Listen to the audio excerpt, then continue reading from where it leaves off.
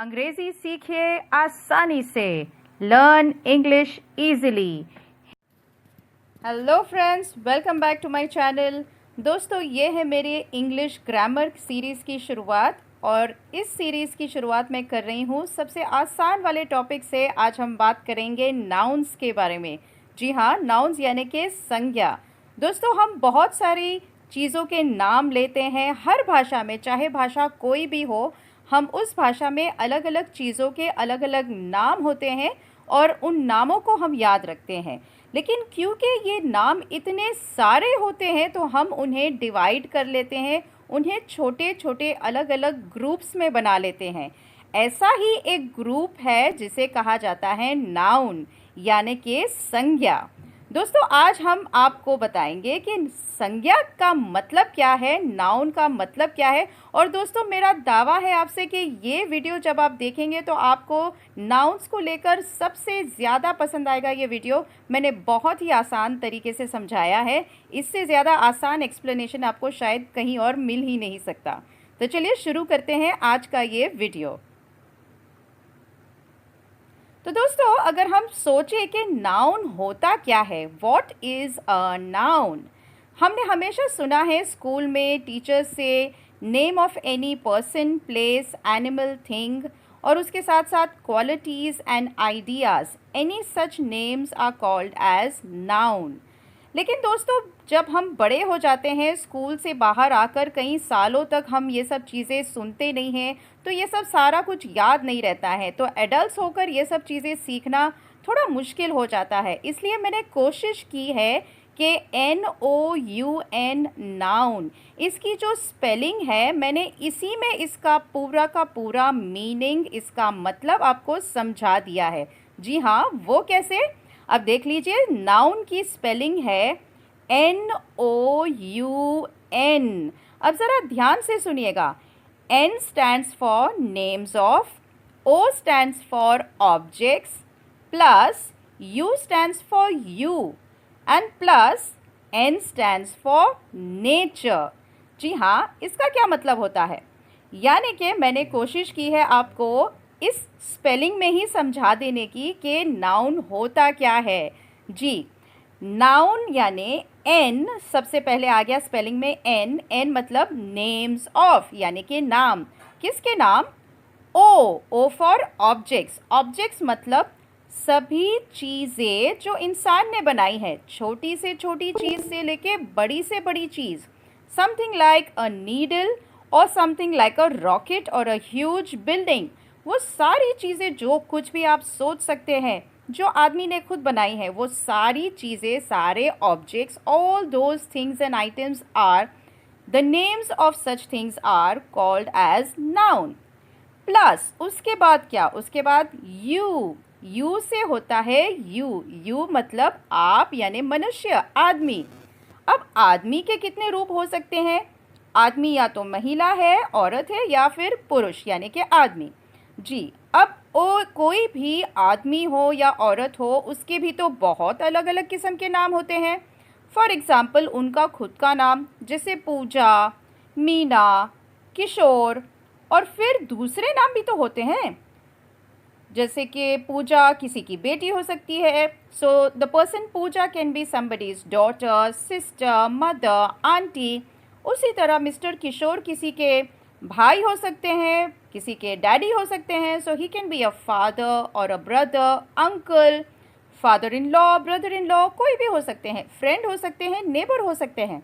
जी हाँ, तो ये सारा कुछ यू में आ गया, यानी यू का मतलब हुआ आदमी, मनुष्य, इंसान।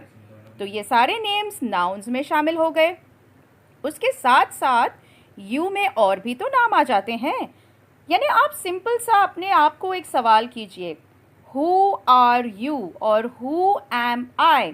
जो भी आंसर्स आपको मिल सकते हैं वो सारे आंसर्स नाउन में आ जाते हैं। Yes, who are you? You are a doctor, you are an auntie, you are a sister, you are a mother, you are a student, you are a teacher. All these names are nouns. हो गया? Wasn't that very simple? अब ये तो हो गया you stands for you, YOU. Plus अब आ गई बारी नाउन में सबसे आखिरी वाले N की, letter N. So N stands for nature.